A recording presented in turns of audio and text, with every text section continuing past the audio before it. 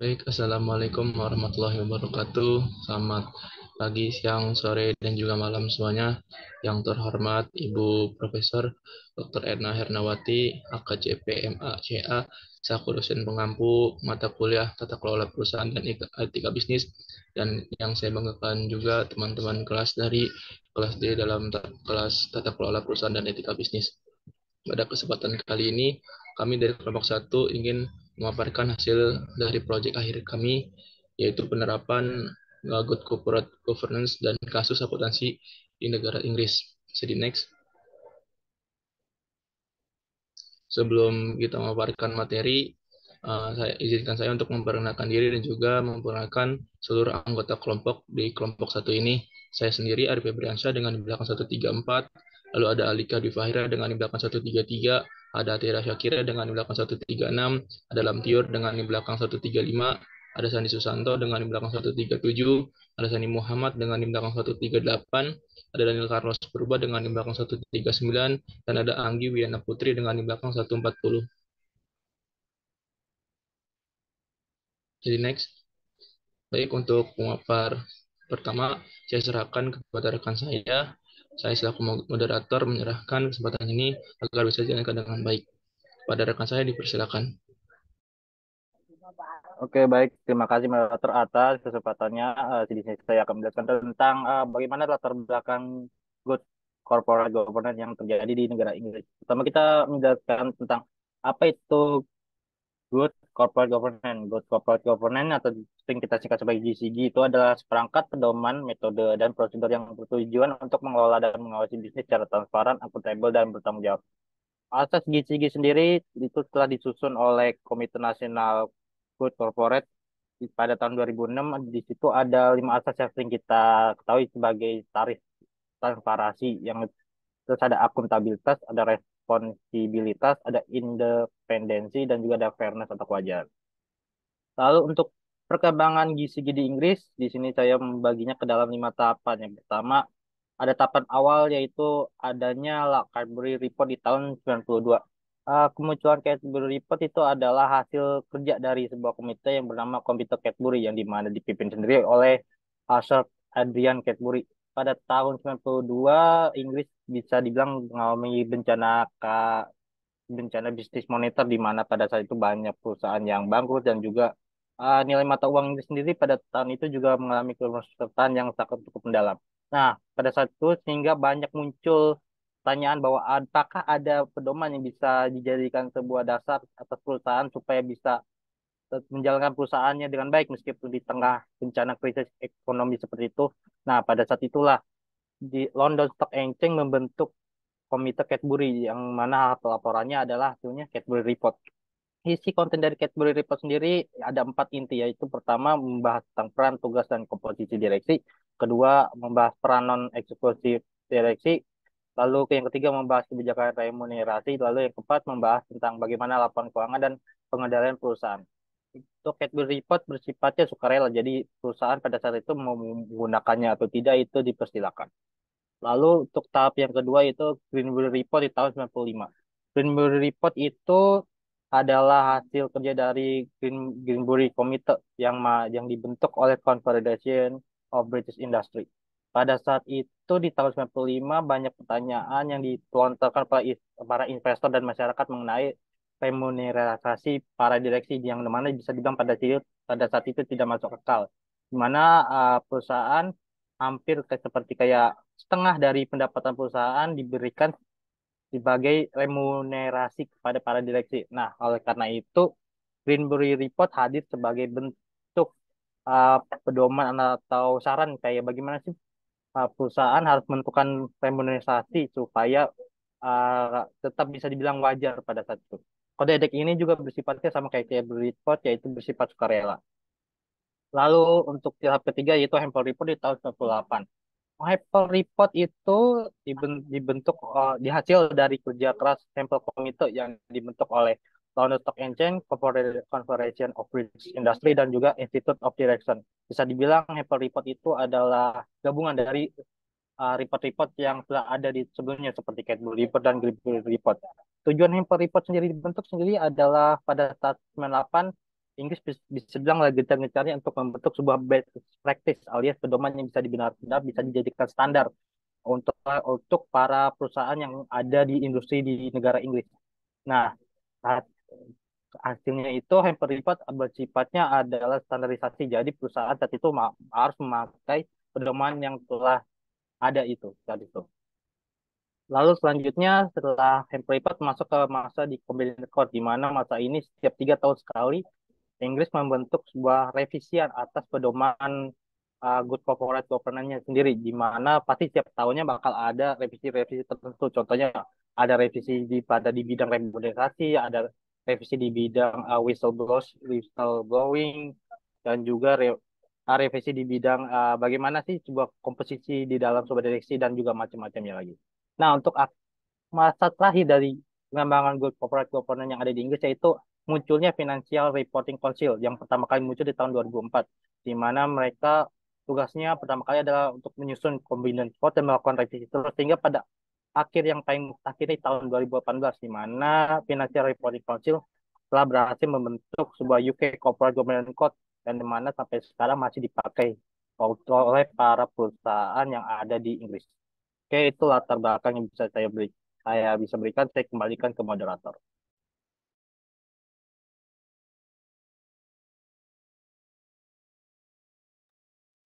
Oke, terima kasih. Selanjutnya adalah tahapan implementasi dari GCG.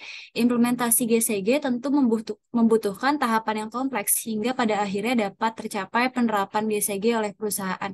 Dilansir dari laporan FRC tentang perkembangan tata kelola perusahaan, dapat diketahui bahwa implementasi UK GCG Code oleh listed company di Inggris pada umumnya menunjukkan hasil yang bagus. Data menunjukkan tingkat kepatuhan yang tinggi oleh semua perusahaan terhadap sebagian besar provisions yang ada di pedoman. Namun, FRC juga harus tetap memfasilitasi perbaikan dalam tata kelola dan kepengurusan dengan membangun awareness, membantu semua pihak memahami di mana letak kelemahan, dan mengatasi hambatan atau ancaman terhadap perusahaan. Dengan demikian, FRC dan regulator yang berkepentingan dapat memberi solusi praktis untuk masalah yang muncul. Seperti yang dilakukan oleh Burberry sebagai listed company di Inggris sebelum menerapkan GCG di perusahaannya, hal pertama yang dilakukan oleh Burberry adalah dengan memperbarui Burberry Leadership Standard dan Kode Etik, membangun tujuan organisasi dengan menyusun framework yang selaras dengan kegiatan operasional perusahaan dan harapan apa saja yang ingin dicapai. Burberry juga mengakui bahwa budaya di tempat kerja harus selaras dengan tujuan dan strategi, sehingga akan adanya peluang yang tercipta apabila semua pihak menerapkannya. Berdasarkan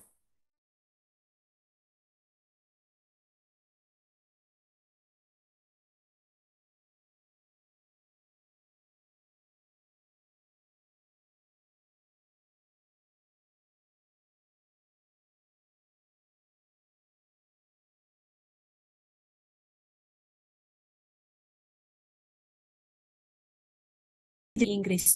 Pada tahun 2021, Burberry meningkatkan tingkat kontribusi pensiun tenaga kerja dari 6% menjadi 10% dari gaji. Selanjutnya, Burberry akan menyelaraskan tingkat kontribusi pensiun untuk CEO dan FO dengan tingkat maksimum mayoritas tenaga kerja di Inggris pada tanggal 1 Januari 2023. Boleh di next slide?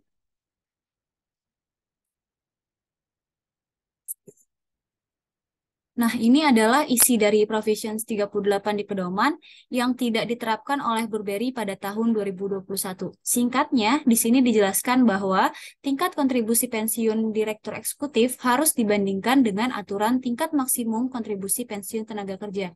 Artinya, antara direktur eksekutif dan tenaga kerja harus memiliki tingkat kontribusi pensiun yang sama, yaitu sebesar 10% dari gaji pokok. Dapat dilihat pada tabel di samping, bahwa kontribusi pensiun untuk Jonathan Akeroy sebesar 10% dari gaji pokok dan sudah sesuai dengan maksimum pensiun tenaga kerja.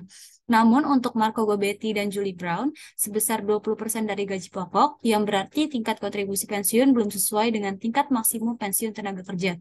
Ketidaksesuaian inilah yang menjadi penyebab Burberry pada tahun 2021 belum menerapkan Provisions 38 yang tertera di pedoman GCG. Untuk itu, mulai 1 Januari 2023, Burberry akan menyelaraskan antara kontribusi pensiun Julie Brown dengan tingkat pensiun maksimum tenaga kerja di Inggris. Itu saja yang dapat saya sampaikan. Selanjutnya saya berikan kepada rekan saya. Selanjutnya saya akan menjelaskan tentang struktur tata kelola perusahaan di negara Inggris. Di Inggris, struktur tata kelola perusahaan umumnya mengikuti prinsip-prinsip dari Corporate Governance Code yang dikeluarkan oleh Financial Reporting Council atau FRC. Sistem UK memakai konsep one tier boards, tidak ada struktur dua tingkat atau two tier boards. Direktur eksekutif dan independen dan direktur non-eksekutif bertindak bersama sebagai satu dewan. Dalam perusahaan Burberry, perusahaan dipimpin oleh dewan direksi yang dipimpin oleh seorang ketua. Perusahaan memiliki komite eksekutif untuk menjalankan urusan sehari-hari dan memiliki komite, komite audit, komite nominasi, dan komite remunerasi. Boleh di next. Untuk selanjutnya saya akan menjelaskan struktur tata kelola perusahaan one tier. Di sini yang paling atas adalah pemegang saham atau shareholders. Sini memiliki hak untuk memilih dewan direksi, mendapatkan dividen, dan memberikan suara dalam rapat umum pemegang saham. Di bawahnya ada dewan direksi atau board of director, bertanggung jawab atas pengambilan keputusan strategis perusahaan dan pengawasan umum, dan juga bertugas menjaga kepentingan pemegang saham dan memastikan perusahaan dikelola dengan baik. Dewan direksi juga dapat membentuk komite-komite untuk membantu dalam pengambil keputusannya, yaitu ada komite audit, komite nominasi, dan komite remunerasi. Komite audit bertanggung jawab atas pengawasan akuntansi dan pelaporan keuangan perusahaan. Komite nominasi bertugas merumuskan kebijakan mengenai penunjukan anggota dewan direksi dan memilih calon-calon yang sesuai.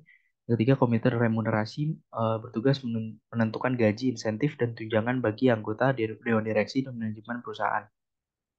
Dalam perusahaan Burberry juga terdapat di bawah komite audit ada komite etika perusahaan dan komite resiko perusahaan. Tugasnya memastikan bahwa potensi resiko terhadap tenaga kerja dan hak asasi manusia di dalam perusahaan. Di paling bawah ada Dewan Eksekutif atau Manajemen Eksekutif. Di sini tugasnya memiliki fungsi dalam menjalankan pengawasan dan menyetujui keputusan yang tidak memerlukan persetujuan pemegang saham dan yang belum sepenuhnya didelegasikan.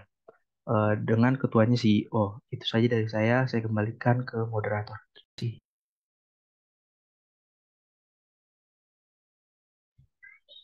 Oke, baik. Jadi selanjutnya itu ada kebijakan tata kelola. Jika di Indonesia menggunakan prinsip tarif, maka di Inggris menurut Financial Reporting Council pada tahun 2018 itu terdapat prinsip juga. Pertama itu ada kebijakan dewan dan tujuan perusahaan. Kedua itu pembagian tanggung jawab. Yang ketiga itu komposisi, pergantian, dan evaluasi. Yang keempat itu audit risiko dan internal risk control. Dan yang kelima itu remunerasi.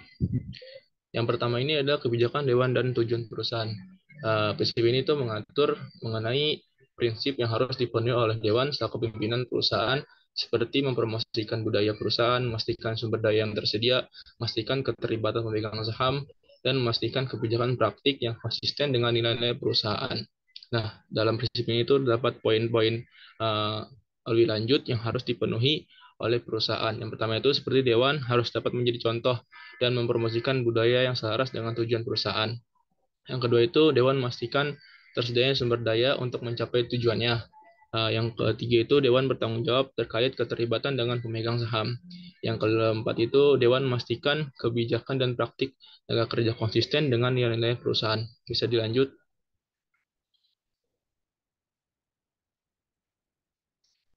Nah, lanjut ada prinsip yang kedua itu pembagian tanggung jawab. Jadi pada prinsip kedua ini membahas mengenai pembagian tugas yang dilakukan oleh pimpinan dengan memfasilitasi hubungan antar dewan dan mengharuskan dewan untuk melakukan kombinasi yang tepat antara direktur eksekutif dan non eksekutif. Dalam prinsip kedua ini juga terdapat beberapa poin yang harus dipenuhi oleh perusahaan. Di antara itu yang pertama itu pimpinan bertanggung jawab untuk memimpin dewan serta memberikan fasilitas hubungan dewan yang konstruktif. Pimpinan juga memastikan direktur harus menerima informasi yang akurat dan tepat waktu. Terus ada dewan harus menyertakan kombinasi yang tepat antara direktur eksekutif dan non eksekutif. Selanjutnya ada direktur non eksekutif memiliki waktu yang cukup untuk memenuhi tanggung jawabnya. Yang selanjutnya itu ada dewan didukung oleh sekretaris perusahaan untuk memastikan bahwa dewan memiliki kebijakan proses sumber daya yang diperlukan. Lalu yang ketiga itu ada prinsip komposisi, pergantian, dan evaluasi. Jadi pada prinsip ini tuh membahas mengenai prosedur ketika perusahaan akan melakukan pengangkatan dewan. Terus mengatur mengenai komposisi dewan dan komitenya serta hal yang harus dibahas saat evaluasi tahunan. Dalam poin ketiga ini, atau prinsip ketiga ini terdapat beberapa poin. Yang pertama itu, pengangkatan dewan harus berpedoman pada prosedur formal, ketat dan transparan, serta harus mempromosikan keragaman gender, latar belakang sosial, dan etnis. Poin yang kedua itu, dewan dan komitenya harus memiliki kombinasi keterampilan, pengalaman, dan pengetahuan. Dan yang terakhir, evaluasi tahunan dewan harus mempertimbangkan komposisi, keragaman, dan seberapa efektif anggotanya dalam bekerja sama. Sudah dilanjut. Lalu ada prinsip yang keempat, yaitu audit, risiko, dan internal control. Jadi, prinsip keempat ini membahas mengenai tugas Dewan untuk menetapkan kebijakan audit, menyajikan penilaian perusahaan yang adil, dan menetapkan prosedur untuk mengelola risiko. Nah, dalam prinsip keempat ini terdapat beberapa poin yang harus dipenuhi oleh perusahaan. Yang pertama itu adalah Dewan harus menetapkan kebijakan secara prosedur formal dan transparan untuk fungsi audit internal dan juga eksternal. Poin yang kedua itu, Dewan harus menyajikan penilaian perusahaan yang adil, seimbang, dan dapat dipahami. Dan yang terakhir, Dewan harus menetapkan prosedur untuk mengelola risiko, pengendalian internal, dan menentukan tingkat risiko. Dan yang terakhir itu ada prinsip remunerasi, di mana prinsip ini membahas mengenai kebijakan dan praktik remunerasi. Lalu ada prosedur formal untuk remunerasi eksekutif dan direktur atau manajemen senior, dan bagaimana penilaian direktur saat mengesahkan remunerasi dengan melihat kinerja perusahaan. Jadi pada prinsip kelima ini juga terdapat beberapa poin. Yang pertama itu adalah kebijakan dan praktik remunerasi yang ditujukan untuk mendukung keberhasilan jangka panjang dan selaras dengan nilai perusahaan. Yang kedua ini ada prosedur formal dan transparan untuk mengembangkan kebijakan remunerasi eksekutif, direktur, dan manajemen harus ditetapkan. Lalu yang terakhir itu ada direktur harus menggunakan penilaian saat mengesahkan remunerasi dengan mempertimbangkan kinerja perusahaan pada satu periode. Mungkin itu saja mengenai kebijakan tata kelola perusahaan di Inggris. Untuk selanjutnya bisa dilanjutkan oleh rekan saya. Baik, selanjutnya terkait dengan internalisasi. Internalisasi itu kan adalah proses di mana perusahaan itu mengadopsi dan mengimplementasikan prinsip-prinsip GCG dalam semua aspek operasionalnya. Nah, di negara Inggris sendiri berdasarkan GCG-nya itu yaitu UK Corporate Governance Code.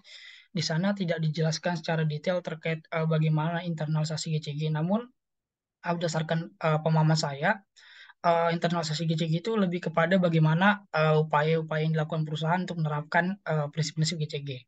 Oleh karena itu kita akan melihat terkait prinsip-prinsipnya, yaitu prinsip pertama, kepemimpinan dan tujuan perusahaan. Dalam prinsip pertama ini menekankan bahwa di dalam sebuah perusahaan itu harus memiliki sosok pemimpin yang memiliki jiwa kepemimpinan yang baik dan pengalaman yang luas. Selain itu, di sebuah perusahaan juga harus terdapat manajemen eksekutif dan komite yang memiliki keterampilan dan berkompeten. Terkait dengan prinsip pertama ini, perusahaan Burberry telah menginternalisasikan dengan baik. Hal ini dapat dilihat bahwa telah terdapatnya sang pemimpin atau dewan direksi yang bernama Mr. Jerry Murphy, yang dimana beliau memiliki pemahaman mendalam terkait tata kelola perusahaan di Inggris dan pengalaman yang luas di sektor retail. Selain itu, jika melihat di annual report juga, di sana dapat lihat bahwa perusahaan Burberry ini telah dipimpin oleh manajemen eksekutif dan komite-komite yang memiliki kemampuan. Selanjutnya terkait pembagian tanggung jawab,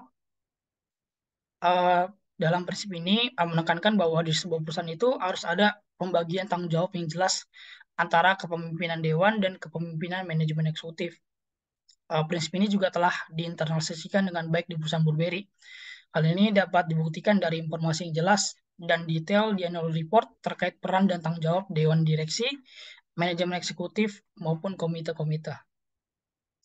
Selanjutnya terkait dengan prinsip yang ketiga, yaitu komposisi, suksesi, dan evaluasi. Prinsip ketiga ini terkait dengan pemilihan, penggantian, dan evaluasi anggota dewan, manajemen, dan komite. Untuk komponen pertama itu komposisi. Nah, di dalam perusahaan Burberry ini, manajemen dan komite-komitenya itu harus memiliki kombinasi keterampilan, pengalaman, dan pengetahuan. Nah, di Burberry juga mendukung adanya diversity baik gender, tenure, atau masa jabatan, dan nationality atau kebangsaan. Selanjutnya komponen kedua ada suksesi. Nah, suksesi di sini bukan berarti sukses atau berhasil, tapi lebih kepada penunjukan anggota dewan, manajemen eksekutif, dan komite itu harus berdasarkan prosedur dan transparan. Selanjutnya evaluasi. Nah, Burberry ini telah membuat kebijakan terkait evaluasi, yang dimana ada evaluasi yang pertama itu evaluasi oleh pihak eksternal, yang dimana dilakukan oleh pihak eksternal dilakukan setiap 3 tahun, yang dimana yang akan dievaluasi itu efektivitas dewan, manajemen eksekutif, dan komite. Selanjutnya evaluasi oleh pihak internal, yang dimana dilakukan oleh komite audit independen dengan cara dengan melakukan tinjauan berbasis kuesioner dengan bantuan aplikasi analisis data berteknologi tinggi. Selanjutnya prinsip keempat ada audit risiko dan pengendalian internal. Prinsip ini menekankan pentingnya pengawasan yang ketat terhadap akuntabilitas keuangan, manajemen risiko, dan pengendalian internal. Prinsip ini telah diinternalisasikan oleh Burberry. Hal ini dapat dilihat telah terdapatnya komite audit independen. Selain itu, di Burberry juga telah menerapkan 3 lines of defense atau pertahanan 3 lini untuk mengatasi risiko dan pengendalian internal. Selanjutnya yang terakhir ada remunerasi. Prinsip kelima ini menekankan bahwa di dalam perusahaan itu harus terdapat kerangka kerja remunerasi yang jelas dan transparan. Nah, prinsip kelima ini belum begitu baik diterapkan di perusahaan Burberry karena Provision 38 sebagaimana yang dijelaskan tadi belum dijalankan dengan baik. Mungkin itu saja dari internalisasi. Selanjutnya saya sampaikan pada teman saya.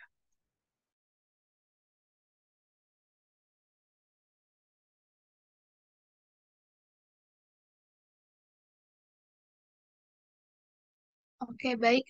Di sini saya akan menjelaskan terkait dengan penilaian kinerja dewan dan direksi. Tapi sebelum itu, izinkan saya menjelaskan dulu peran dewan yang tertulis di dalam dokumen Financial Reporting Council. Nah, yang pertama, dewan dan direksi itu harus dapat mendorong kesuksesan jangka panjang yang berkelanjutan dari perusahaan, menghasilkan nilai bagi pemegang saham, dan memberikan kontribusi kepada masyarakat luas. Kemudian, dewan harus menetapkan tujuan, nilai, dan strategi perusahaan, di mana semua direkturnya harus bertindak dengan integritas, memimpin dengan memberi contoh, dan menyebarluaskan budaya yang diinginkan. Kemudian ketiga, Dewan harus memastikan bahwa sumber daya yang diperlukan tersedia untuk memenuhi tujuan perusahaan dan mengukur kinerja perusahaan tersebut. Kemudian keempat, Dewan juga harus menetapkan kerangka pengendalian yang efektif yang mana memungkinkan penilaian dan pengelolaan resiko itu berjalan dengan baik. Kemudian kelima, Dewan harus memastikan keterlibatan yang efektif dengan mendorong partisipasi dari para berbagai pihak sebagai bentuk pemenuhan tanggung jawab kepada pemegang saham dan para pemangku kepentingan. Kemudian keenam, Dewan harus memastikan bahwa kebijakan dan praktik tenaga kerja itu konsisten dengan nilai-nilai perusahaan dan mendukung kesuksesan berkelanjutan jangka panjang perusahaan. Kemudian ketujuh, Dewan harus menyajikan penilaian perusahaan yang adil, seimbang, dan dapat dipahami posisi dan prospek perusahaan itu sendiri. Kemudian, Dewan juga harus menetapkan prosedur untuk mengelola risiko, mengawasi kerangka pengendalian internal, dan menentukan sifat dan tingkat risiko utama yang bersedia diambil oleh perusahaan untuk mencapai tujuan strategis jangka panjang mereka. Kemudian di dalam Dewan dan Direksi ini juga dalam Financial Reporting Council menjelaskan bahwa Dewan dan komitenya itu harus memiliki kombinasi. Nah, kombinasinya itu yang utama adalah keterampilan, pengalaman, dan pengetahuan. Kemudian bagaimana sih penilaian itu sendiri dilakukan? Jadi penilaian dewan dan direksi dilakukan itu dengan melakukan evaluasi tahunan.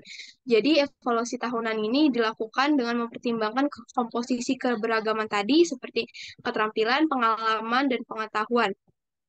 Kemudian kalau di dalam perusahaan Burberry sendiri itu mereka melakukan evaluasi itu pertama evaluasi kinerja tahunan di mana itu dewan melakukan evaluasi tahunan yang formal yang dirancang untuk membantu mengidentifikasi peluang untuk memperbaiki dan meningkatkan kinerja dewan itu sendiri dan kinerja grup. Kemudian proses evaluasi ini juga dipimpin oleh ketua komisaris dan mencakup tinjauan efektivitas dewan secara keseluruhan, komite dewan, dan masing-masing direksi. Nah, kemudian di perusahaan Burberry ini juga mereka melakukan evaluasi eksternal yang mana dilakukan setiap 3 tahun. Nah, evaluasi eksternal ini mereka lakukan dengan bantuan dari komite audit independen yang mana komite audit independen ini diharuskan tidak boleh memiliki hubungan dengan perusahaan. Boleh di next?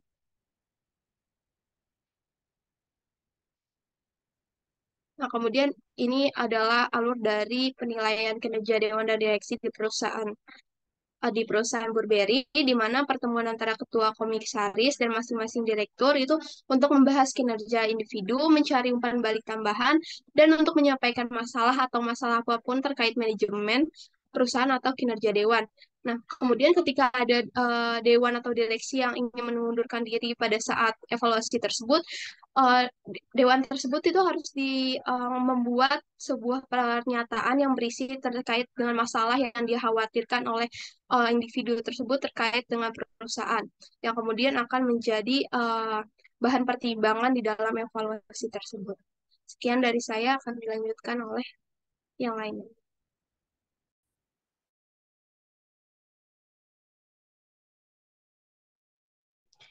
Baik, berikutnya saya akan menjelaskan mengenai komite penunjang dewan. Di sini komite penunjang dewan itu ada 3. Yang pertama ada audit komite, komite remunerasi, dan komite nominasi. Mungkin bisa di next slide dulu.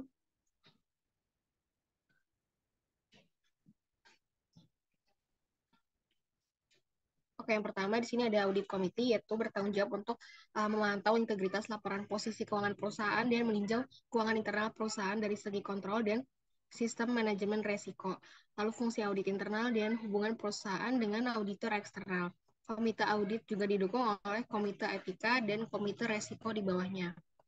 Lalu yang berikutnya ada komite remunerasi. Di sini bertanggung jawab untuk meninjau komposisi dewan, memastikan rencana dan strategi yang tepat untuk suksesi 2 posisi, yaitu dewan dan posisi kepemimpinan senior. Serta di sini dewan remunerasi itu memiliki tanggung jawab untuk mengatur kebijakan mengenai kebijakan penggajian dan tunjangan dewan. Mungkin bisa di next slide. Kalau di sini yang terakhir ada nomination committee ataupun komite nominasi. Di sini perannya termasuk meninjau komposisi dewan, rencana untuk suksesi atau untuk pergantian dewan, dan bersama dengan para CEO untuk mengatur perencanaan suksesi untuk posisi kepemimpinan senior. Peran komite dan tanggung jawabnya juga ini ditulis dalam kerangka acuan perusahaan. Mungkin untuk penjelasan berikutnya akan dijelaskan oleh rekan saya yang lain.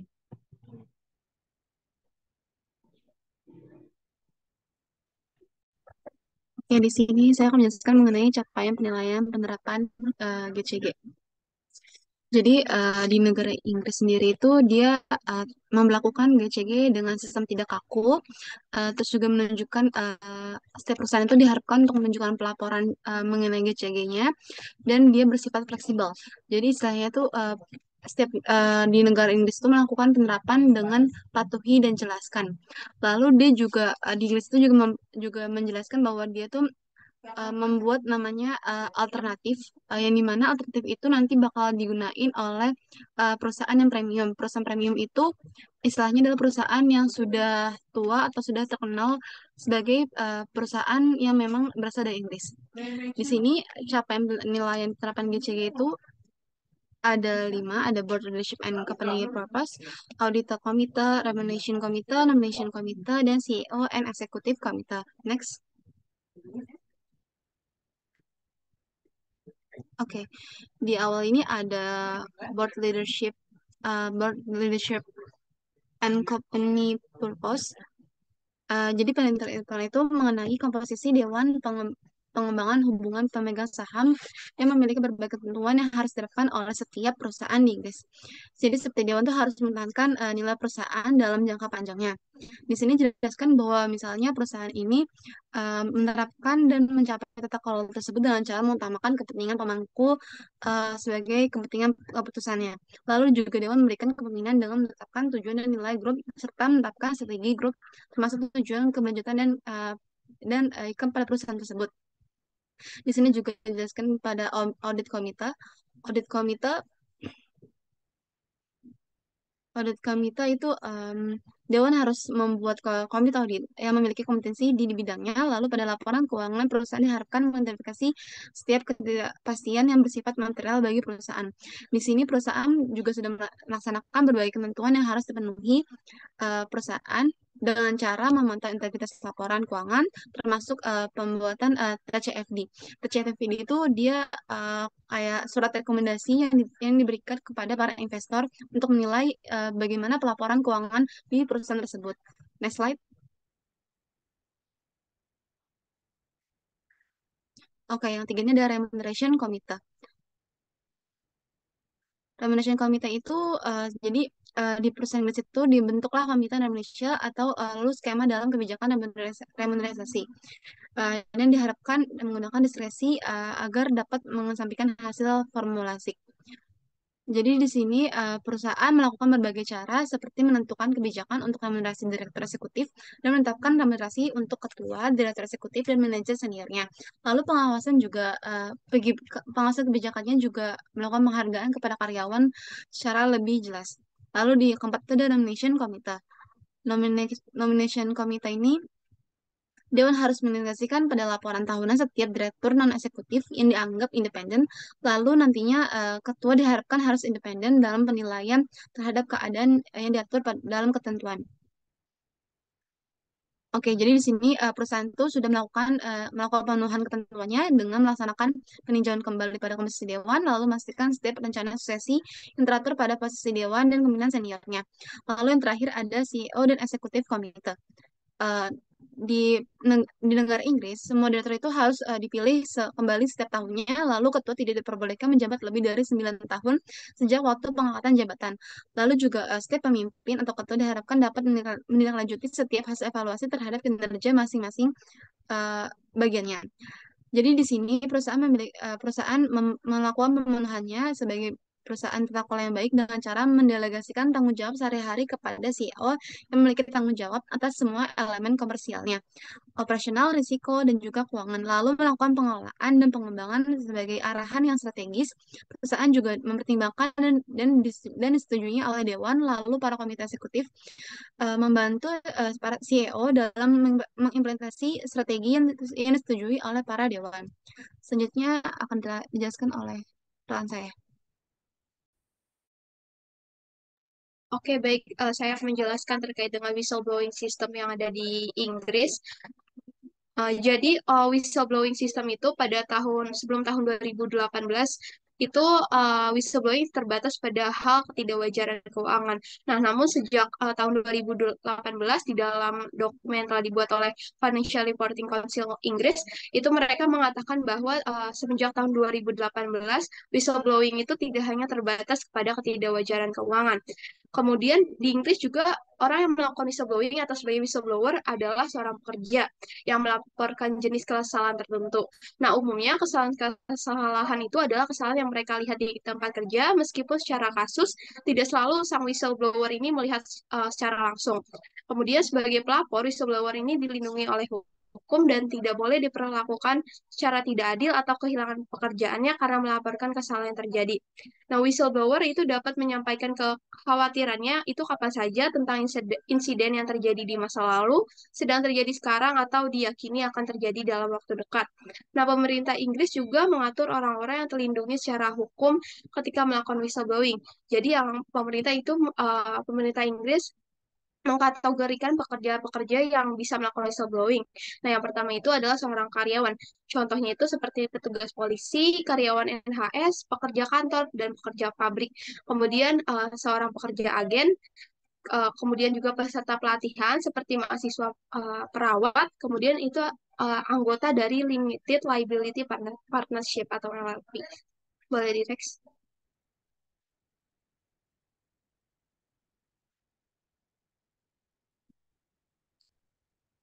Nah, kemudian di sini juga pemerintah Inggris itu mengkategorikan tindakan-tindakan apa aja yang bisa dia kategorikan sebagai whistleblowing. Nah, pertama yang termasuk ke dalam whistleblowing itu sendiri adalah tindak pidana, misalnya penipuan. Kemudian ketika kesehatan dan keselamatan seseorang dalam bahaya.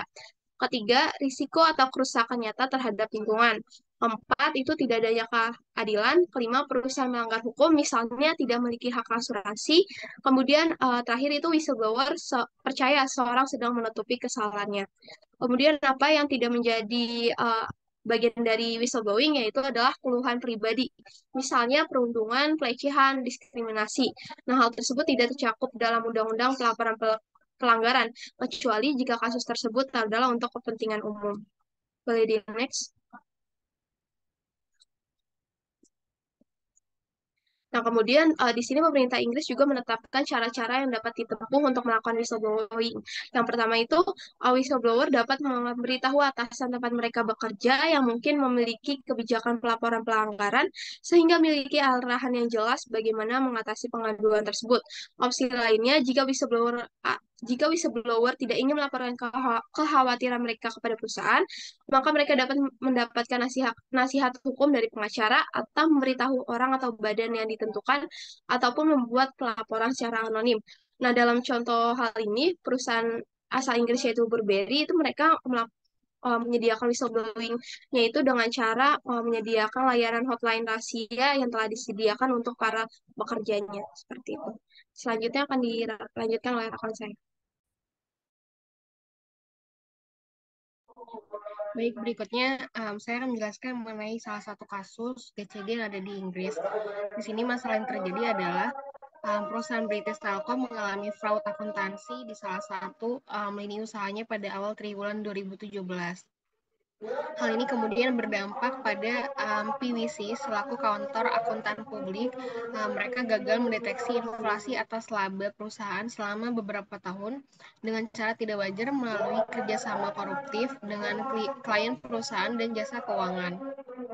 Lalu modus fraud akuntansi yang dilakukan British Telecom di Italia yaitu melakukan inflasi atau peningkatan atas laba perusahaan selama beberapa tahun dengan cara tidak wajar melalui kerjasama koruptif dengan klien perusahaan dan jasa keuangan. Modusnya adalah membesarkan penghasilan perusahaan melalui perpanjangan kontrak yang palsu dan invoice serta transaksi yang palsu dengan vendor. Praktik fraud ini juga sudah terjadi sejak tahun 2013 dan dorongan untuk memperoleh bonus ataupun tantiem menjadi salah satu stimulus fraud akuntansi ini. Lalu akhirnya British Telecom segera mengganti PwC dengan KPMG untuk menjadi KAP dari perusahaan ini. Lalu fraud berhasil dideteksi oleh pelapor pengaduan atau whistleblower yang dilanjutkan dengan akuntansi forensik oleh KPMG. Mungkin bisa di next slide.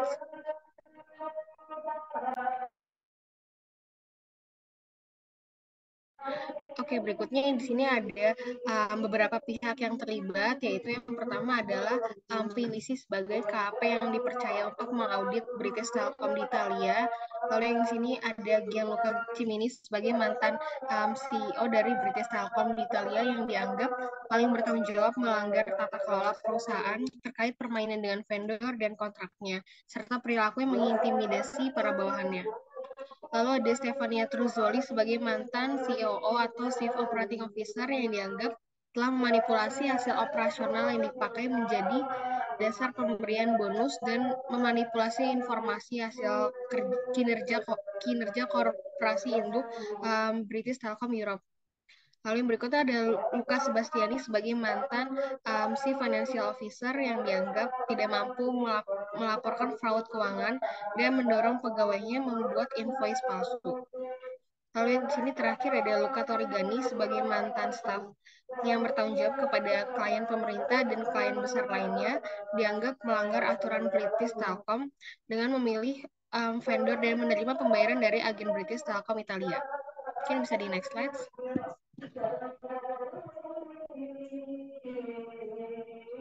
Oke, di sini analisisnya adalah pelanggaran kode etik apa aja yang sudah dilakukan oleh PwC dan British Telecom. Yang pertama, pelanggaran kode etik yang dilanggar oleh PwC yang pertama adalah prinsip integritas dan prinsip perilaku profesional. Dalam hal ini, PwC gagal mendeteksi fraud akuntansi yang relatif sederhana yang dilakukan oleh pihak British Telecom. Lalu dalam hal ini juga kinerja profesionalisme dari seorang auditor pada British Telecom dapat merusak reputasi mereka selaku auditor karena resiko audit yang tidak berhasil mendeteksi adanya fraud akuntansi yang dilakukan oleh pihak British Telecom. Lalu dari sisi British Telecom, sini pertama adalah yang dilanggar dari segi kompetensi, yaitu tanggung jawab dan profesionalitas, lalu integritas. Dalam hal ini British Telecom gagal dalam mengungkapkan kejujuran laporan keuangannya. Yang mereka lakukan justru sebaliknya, yaitu melakukan perjanjian kontrak dan invoice palsu demi mementingkan kepentingan pribadi agar mendapatkan bonus dan keuntungan yang lebih untuk perusahaannya. Untuk penjelasan berikutnya mungkin akan dijelaskan oleh rekan saya yang lainnya. Oke, jadi di sini saya akan menjelaskan mengenai usulan dan penyelesaian kasus GCG yang dijelaskan oleh rekan saya. Jadi di sini ada pembaharuan tetap kelola perusahaan, pelaporan yang lebih transparan, evaluasi penilaian korporasi, penguatan whistleblowing, dan pelaksanaan pengauditan. Lalu pada pembaharuan tetap kelola perusahaan, hal utama yang diperhatikan ada pada all business company adalah mengelola tata kelolanya. Jadi kasus ini disebabkan oleh dorongan untuk memperoleh bonus otantium menjadi stimulus fraud pada akuntansi perusahaan tersebut. Nah, biasanya kan diukur dari kinerja keuangan dan juga kinerja yang diukur dari pelampauan atas indikator laba dan aset yang telah ditentukan. Maka dari itu sistem pelaporan maka dari itu pengelolaan data kelolanya itu harus diperhatikan lebih lanjut. Lalu di sini pelaporan yang lebih transparan. Yang tadi saya jelaskan bahwa mengenai bonus tantium itu kan menjadi permasalahan pada perusahaan tersebut. Maka setiap bonus atau tantium yang diberikan oleh perusahaan diharapkan lebih jelas atau tertata agar setiap pihak dapat melihat bagaimana jalannya pemberian bonus tersebut. Lalu di sini ada evaluasi penilaian korporasi, sama saja dengan di sini ada penguatan whistleblowing. Sistem pelaporan pengaduannya pada whistleblowing ini dikelola dengan baik dan terpercaya merupakan bagian dari tata kelola perusahaan. Jadi yang dimana perusahaan ini harus menguatkan bagaimana jalannya whistleblowing pada tata kelola perusahaannya. Lalu juga dijelaskan lagi bahwa selanjutnya diadakannya evaluasi untuk penilaian korporasi yang akan dinilai oleh para investor dan krediturnya.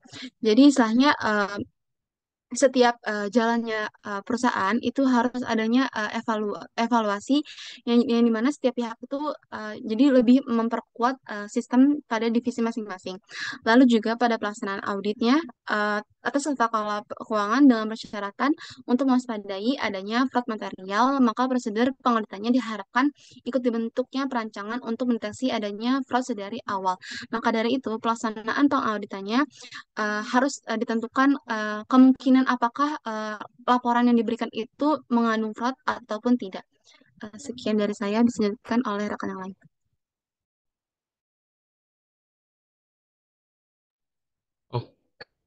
Oke, baik. Jadi kesimpulan dari pemaparan kami itu terkait perusahaan Burberry. Jadi Burberry telah menetapkan tata kelola sesuai dengan UK Corporate Governance Code.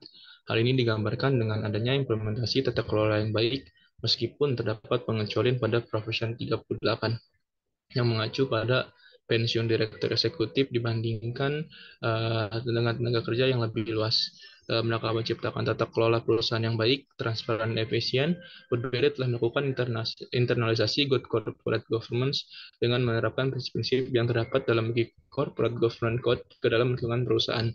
Dengan komitmen ini, Burberry berusaha membangun kepercayaan pemangku kepentingan, meningkatkan kinerja perusahaan, dan memberikan nilai tambah pada seluruh stakeholder melalui praktik bisnis dengan integritas, transparansi, dan akuntabilitas yang terjaga. Selain itu, perusahaan Burberry dalam pencapaian penilaian GCG-nya juga sudah masuk kategori baik, karena dalam pemenuhan kode GCG-nya, perusahaan ini dapat memaksimalkan setiap peluang untuk mengelola dan mengembangkan perusahaan dengan tetap mengikuti ketentuan tata kelola di negara Inggris. Dewan Komisaris Burberry juga mempunyai 3 komite penunjang Dewan Komisaris untuk mendukung fungsi pengawasan, yaitu Komite Audit, Komite Good Corporate Governance, Nominasi dan Remunerasi, dan Komite Manajemen Risiko, serta didukung oleh fungsi Sekretaris Dewan Komisaris. Sedangkan dari kasus yang sebelumnya dibahas oleh rekan saya mengenai British Telecom, bahwa di sana terdapat pelanggaran kode etik atau pelanggaran prinsip, yaitu pelanggaran utamanya adalah tidak diterapkannya integritas di perusahaan.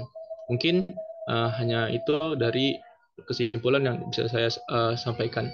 Saya selaku moderator yang membawa dan yang memandu presentasi pada sore hari ini. Mohon maaf bila mana ada kesalahan baik dilakukan sengaja maupun tidak sengaja oleh anggota kelompok kami. Kurang lebihnya mohon maaf. Assalamualaikum warahmatullahi wabarakatuh.